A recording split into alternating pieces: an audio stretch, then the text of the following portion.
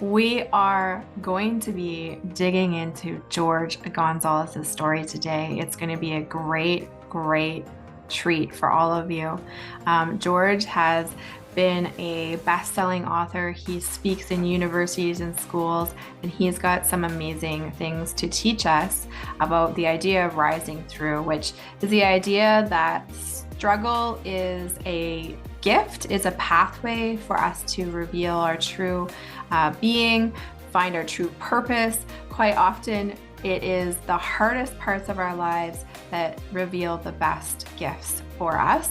And so I'm really excited, George, for you to be joining us today. Thank you so much.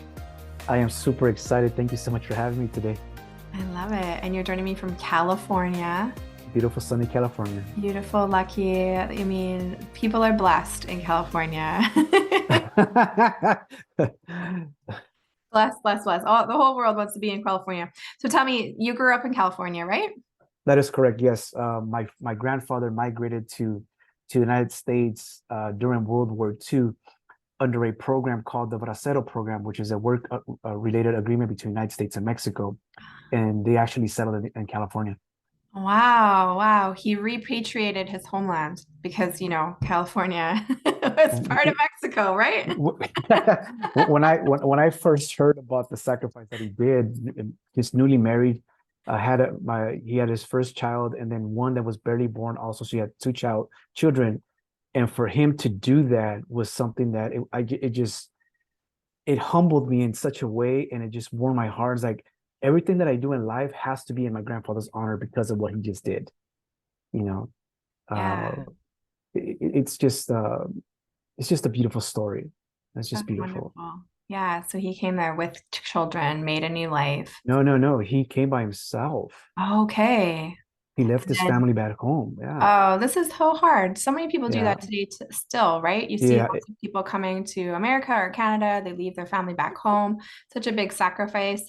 And, it's something that when I was a working mom outside of the home, I always would kind of think, remind myself, all right, but all these people in your life that have their children back home where they're from, and Hmm. they're sending money back home. Such a Yes. big sacrifice. That's amazing. That's amazing. And so tell me, I was reading your bio. So you've written a book, the answer the call, right? Hmm. Can you tell me a little bit about that book? What was the catalyst for you wanting to write a book, George? Well, the original idea and the when it first was planted, the seed was planted within me was that when my father was 45 years old, he I had to take him to USC University because he was getting sick. And the doctor told me to tell my dad that he had 6 months to live because his liver was so burned out from alcoholism. And when we walked out of the doctor's office, um, I was like, wait a minute, this story has to be told. The consequences of alcoholism and any substance abuse has to be told of the Mhm. consequences because my family is about to go through the biggest pain that it's ever gone through because of this. And so that's when the seed was really planted. So my father was 45. And I want to say I was 24, 25 years old when I first had that idea. So wait a minute, I'm gonna have to tell the story, but how do I do it? And nothing really came until 23, 24 years later when I Mm. had the opportunity to write the book.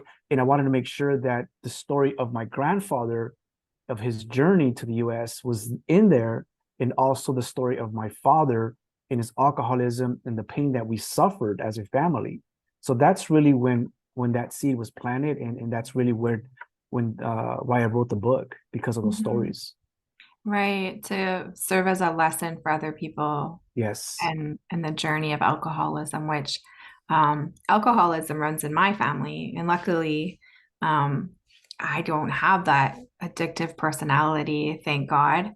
But it's something that has been a constant conversation in our home because I grew up going to AA meetings and sitting in basements and listening to Hmm. stories of people and their journey through AA. And learned so much, actually. I find truly that was the basis for me of so much personal development, because it was a constant conversation that I grew up with. Luckily, I didn't grow up with an alcoholic parent, actively alcoholic, but my parents, my grandparents, there was this history of that in our family, but they were all in recovery. And so this constant conversation of the Holy Spirit, of surrendering to your challenges Hmm. and accepting who you are, and then walking through the hardship of that, but getting to the other side where you can live this new beautiful life that maybe isn't what you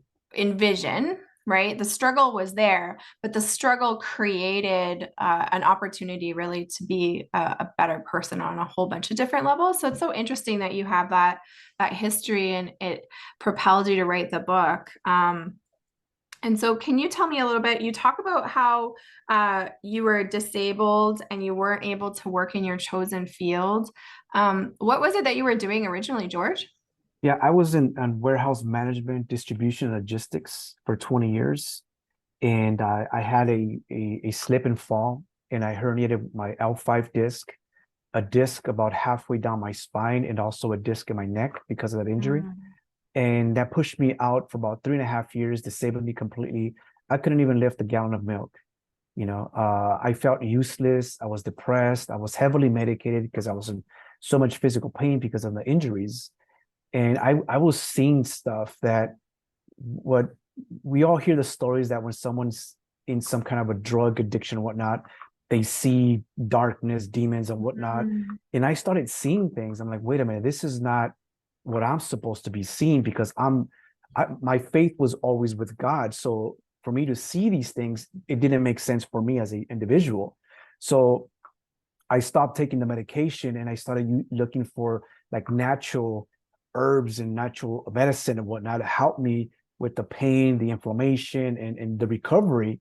mm. Because I knew that what the things that I was seeing was not something that I was meant to see, you know, and I was able to get myself out there through that process. But that's where the injury came, and that's how I became disabled for 3.5 years. Wow. How long were you taking the medication before you realized that you needed to stop it? About a year and a half. Mm, So I was stuck in this dark place with suicidal thoughts and whatnot, depression, and this was the second time that I had that experience, not with the medication, but as far as depression and suicidal thoughts, because I've also had those in my earlier years, my young mm. 20s. So, but the drug itself and the medication, it just it didn't scare me like in a way where, oh my God, I'm scared, but it did frighten me that I might have opened a door with that medication that I wasn't supposed to open. Right, That's the right. part that really scared me. Yeah, and I mean, for some people, medication can be really helpful, right? But certainly, Hmm. for others, maybe not. And we've had that journey actually in our own household. And at first, we were really trusting of the doctors and things like that, and they're trying to do the best that they can. But when we decided to stop it, it was not taken lightly. So, what was that like for you? What was your doctors or medical professionals' reaction to you saying that you were not going to take these medications anymore? Well, my doctors were always mad at me because the first thing they wanted to do was give me back surgery, spine surgery. I'm like, that's not going to happen. Okay, then Mm, we have to give injections. Oh, that's not going to happen either. So I didn't allow them to do that. So they were upset at me already from the beginning. And then when they kept telling me that I had to fill my medication, goes, I don't need it anymore. I was like, what do you mean you don't need it? I'm not taking it anymore. I was like, wait a minute, but you're injured. You have to take it. You have to take this for the mm, rest of your life. I was like, no, I don't. I'm not going to take it mhm. for the rest of my life because I'm not going to stay in that place for the rest of my life. I refuse to do that. So they were really upset, which is another reason why they released me from workers' comp because I didn't want to abide with the things that they wanted me to abide to. Right, of course. You're not following the program, so you're not Yes. following the program. He said, George, we can't help you. Yeah, so they released me, and I'm like, wait a minute, what am I supposed to do now? And Yeah. then I hear this most powerful, this beautiful voice Mm. that you know who it was when you hear it, that said real estate. Huh. And that's why I got my real estate license and I became a real estate agent. And but I wasn't new to real estate because I've been involved in real estate since I was 14 years old, doing kitchen and bathrooms and rehabs with my dad and my uncle. So when I heard that voice, I'm like, okay, I already have the foundation of what real estate is about. So it was an easy transition for me to get back into the uh, not to work, because I don't call it work because it's something that I'm really passionate about, but get back into being able to provide for myself again through selling real estate. Right. To reclaim your power, which Absolutely. when you lose your source of income or your ability to earn that income, that in itself is a loss of control and can create so many emotions, especially when it's an injury and you can't control it, or if you're let go from your job. And how did you though have the strength within you to know that the choice you were making was the right choice? When I made the decision to get off the medication and my mental clarity came back, and some of us have the ability to see things. Some of us have the ability to know things. So I've always had the ability to see and know things. And so when I was on that medication, I couldn't even think straight. So when I came off of it, I was able to see again, to feel again, and to have the sense, okay, this is what I'm supposed to be doing. The voice is not mistaken. I know where that came from, and he's trying to guide me. So Mhm.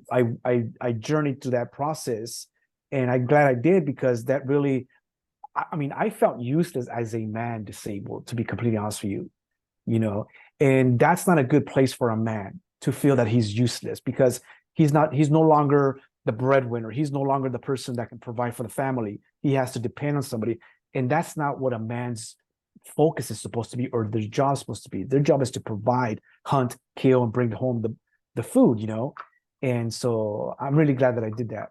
Yeah, you have to lean back into your energy. And my You said faith, you've always been able to see things. So when is your first memory of having like knowing inside of you that you were knowing things that other people didn't know?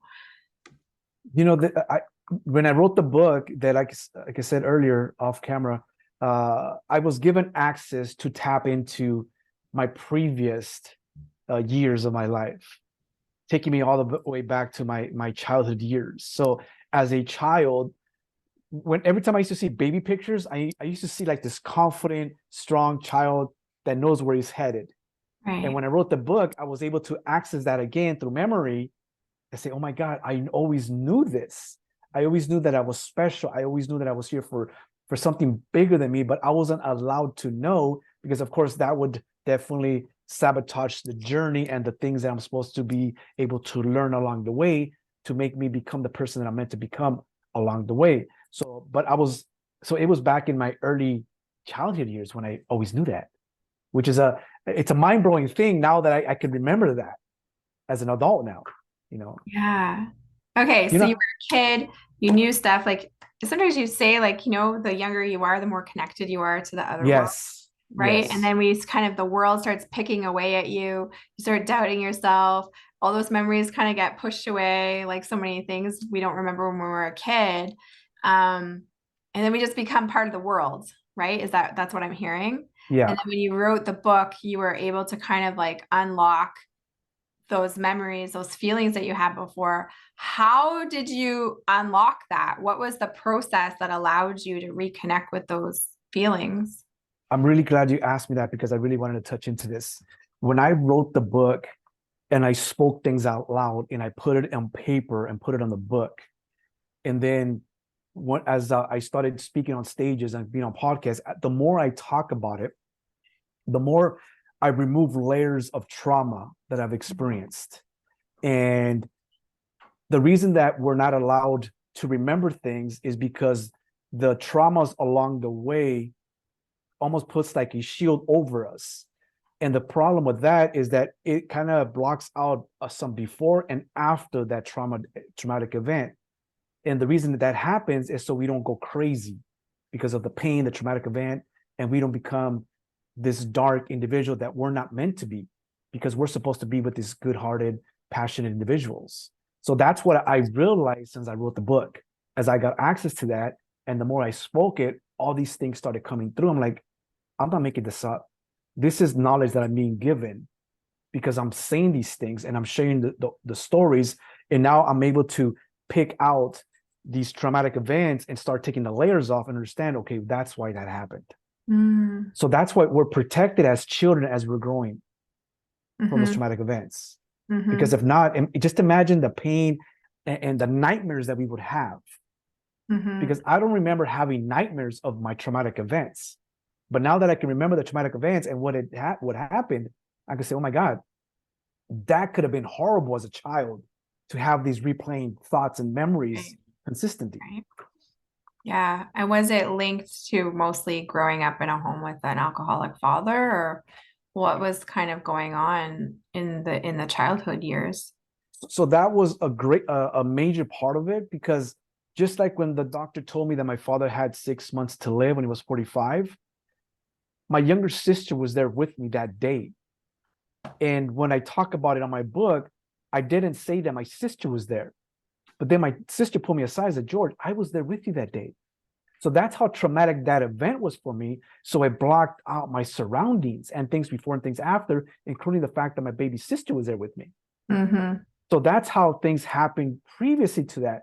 Now, when I was 2 to 4 years old, I had like this accident. I had a huge cut there. So I was walking over like a glass door. Back in the day, they had glass doors in the rear back of the property. And this door was removed from the door hinge. It was laid down on the backyard. I guess it was covering over a hole. But me as a child, adventurous, curious, I was walking around that door, the wooden part of it, and I slipped and I fell and I cut myself. I must have had so much blood loss that day that it must have been so traumatic. Mm-hmm. But I can promise you that I did not remember that event. I remember walking around it, but I don't remember the traumatic event itself and the blood. I don't remember any of that. Right. When I wrote the book, I was able to access that. So then I remembered it. Yeah. So, but as a 4-year-old child, if it was my child, I wouldn't want them to remember that either. Yeah. You know what I'm saying? So that's how we get protected from Yeah. this The mind is so craziness. powerful. Absolutely. Yeah. Absolutely. Yeah. Yeah. The mind is so powerful, and um it's interesting how it changes too what you remember, right? So your sister being there, Mm-hmm. you didn't remember, um, Nope. but really she was. So it's such an interesting, thought, because a lot of times, as we grow up and we're adults, we hopefully realize that there's always three sides to a story, right? There's my side, their side, and then what really happened. And the And truth. yeah, there's so many layers to truth and people's perception of what happened, and validating that, even your father, who was an alcoholic, and these things happened that affected you, but he was also just a man trying to do the best that he could. No one wants to live that life. No one wants to die at 45 and leave their kids behind because of No. an addiction, and no one wants to live that life, right? So we have to realize that people are just people and they're doing the best that they can. But our experience around that isn't necessarily always exactly what happened either, right? And giving grace and honor, and empathy to all the parties involved, because as we're working through our struggles, if we can start to think, how did this affect me? But not only that, but how did it help me? How can I choose to react to it, right? We can't choose the event, but we can choose how we react to it, or how we reflect on it, even looking backwards. And if we can bring in as much love and empathy and understanding as possible, then it really starts to become a lesson versus something that harmed us. And that for me has been really helpful to try and unpack things that way. When you wrote the book and then started speaking in schools and universities, what is the goal of doing that? So many people have these kinds of things in their childhood, but they don't go, George, and write a book and start trying to talk about it with thousands of people around the world. Now, when I wrote the book, I was gonna call my book American Inventor because I'm also an inventor. I invented a batting machine for baseball and softball. But the title, uh, so the title of the book is Answer the Call. Answer the Call is about finding your gifts, your talents, and pursuing your life purpose. That's what Answer the Call means. And that title was, again, that was whispered to me. So Mm-hmm. that was the second time I heard that voice. And again, when I heard that voice, I knew who it was. So Mm-hmm. he didn't want me to call the book American Inventor, which is a great title. And it's an honorable thing to have, right? But the mission is much bigger than just me. The mission is about answering the call. Every single one of us needs to answer the calling on their life. And when we do that, we understand and realize that that is when we find real life fulfillment. So when I go on stages, I talk about foundation, which is for me, it's my grandfather and the people before me, my parents, my grandparents, my ancestors. I talk about influence, who influences, positive or negative. And then I talk about the journey. I talk about faith. I talk about success. And I talk about reinventing oneself because I had to reinvent myself several times for me to become the person that I am today. So these are the subjects that I talk about on stage. And a lot of the times when I'm talking on stage, I can see it on, I see pain in these people's eyes because I resonate with the stories that I'm talking about. They resonate with those stories. It's almost like I'm touching their soul and their hearts when I'm on there. And to be completely transparent, I don't take credit for this because I pray every day, God, what do you want me to say? What do you want me to do? Use me to find the people that need direction and use my journey that you carried me through to reach them and to have them see that if George did it, that means I can do it too. Because Right. George is just a human being, just like I'm a human being. I'm not special. We're all special in our own ways. And that's what I talk about when I'm on stage. And the whole alcoholic thing and the foundation about my grandfather, a lot of people don't know where their family comes from. A lot of people don't know what sacrifices were done and made before them for them. And that's really, really important. So Mm-hmm. those are the things that I talk about on stage. And everybody's got a story, every single one of us. And I think it would be, what's the word I want to use here? I think it would be selfish for us to not share that story and not help somebody else, is my personal opinion on that. I agree.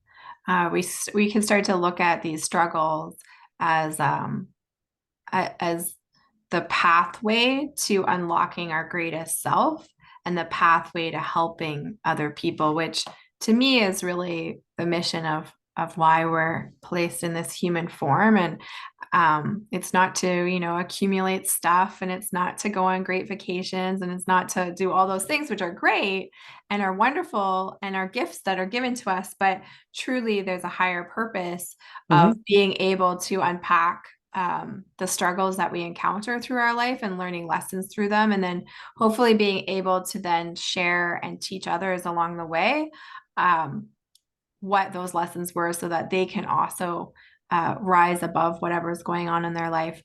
Um, Family, though, is something that is incredibly important to you, that not only just your immediate family, but the history of that family, that foundation that you've been talking about. What do you think, George, created that deep connection or longing to honor the people that came before you? It is my belief and is uh, my belief in my heart that I am not a human being with a spirit. I'm a spiritual being that is happening to have a human experience. That is my belief. I don't want to push that on anybody. So my thing is that I've always had this love, compassion in my heart, and this belief in my creator. I've always had that, even before I knew what that really meant, right? And because of that, I understand how my creator loves me, right? And I know how it is important for him, for us to love each other, to serve one another. I've always had this knowing of that. So when it's your family, it's even it, it it's even on a more deeper, more higher level a more spiritual level. So for me, my family is everything. There's nothing I would not do for my family. Now, I also do know that I am here to also break generational curses and whatnot for my own family, because it only makes sense that everything that I'm going through is to save my family. I've always had this thing in my heart about that. I'm always showing them with actions and not just words. I'm trying to lead by example. Sometimes people ask me, George, why do you do that? Because my heart is telling me that this is what I'm supposed to do, not just for people that I don't know, but especially for my own family. So you can see that I have a crucifix over my neck and I never hide it. So now I have my young nephews telling my younger sister, Mommy, I need a crucifix. I need a cross. It's like, why? I don't know. I just know I need one. It's like, who told you that? I don't know, Mom. I just know that I need one. So it's not coming that someone's telling them. They know that there's something that they need. And it doesn't matter if it makes sense to anybody else other than them, that they said, Mommy, I want you to get this to me because I need it. Mm-hmm. You know, so that's the knowing that I talk about. So I've always known that this is what I'm supposed to do for my family. And when I love on somebody, I heal them. A lot of us have that ability, that when hatred destroys, love heals. Mm-hmm. So if you want to heal your family, you have to love your family. And I've always been, it's like the ugly duckling in the family, the weird one in the family, you know, the lovable one. And the more that, and I always like to share stories. And sometimes I talk stories, and this is before I even read the Bible, to be honest with you. I've always known some stuff. And then they're like, where did you get that from? It's like, well, I don't know. But if my heart's telling me to say it, I'm going to say it.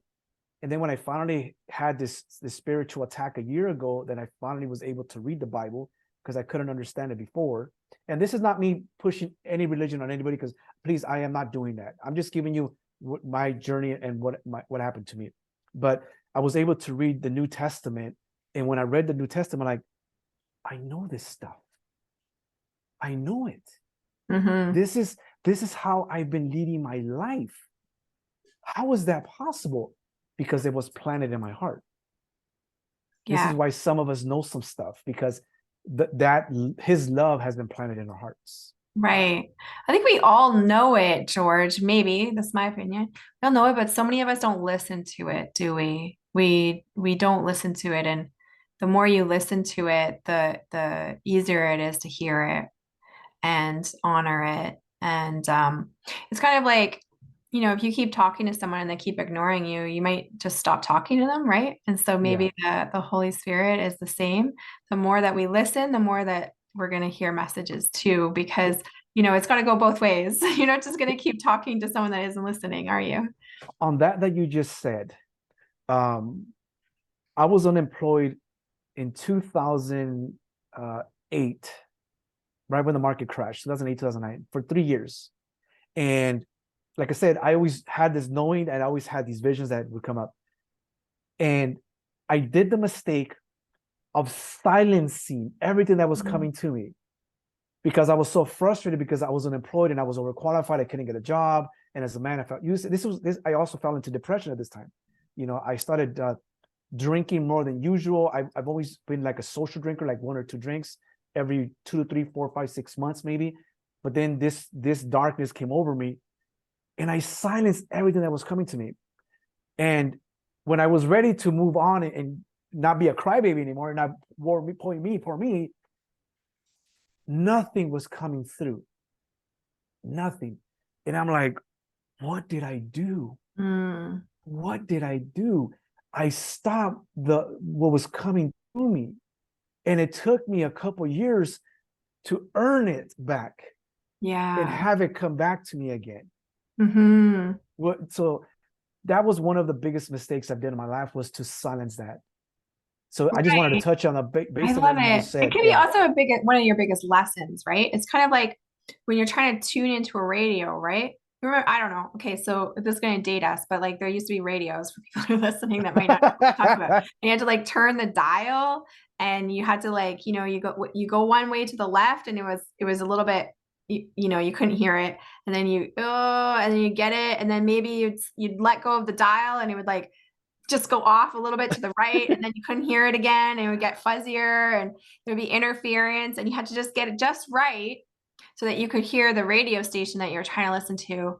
And I look at it a little bit like that voice, right? So, if someone came along and they just rifed on that dial and just threw it way off, it's going to take a long time to get back anywhere close to where you can hear that station again. And so you got to tune back into it, and that takes time depending on how far you've gone off the station.